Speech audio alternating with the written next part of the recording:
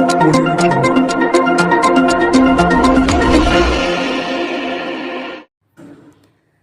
રોજ school van અને રિક્ષા ચાલકોની હડતાલ.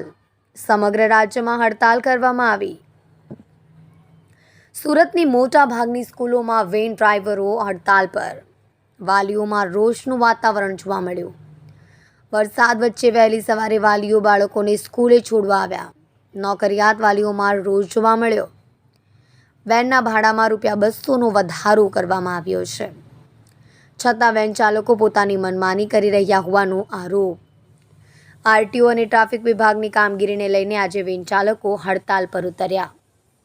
ભાવેશ રાણાનો રિપોર્ટ, સુરત. મારું નામ છે નીલેશભાઈ લેટવાલા. આજે અમે બહુ હેરાન થયા છોકરાને મૂકવા આવતા. ફરી વરસાદ પડતો હતો અને અત્યારે અમે છોકરાને મૂકી દીધા. હવે નીકળું છું.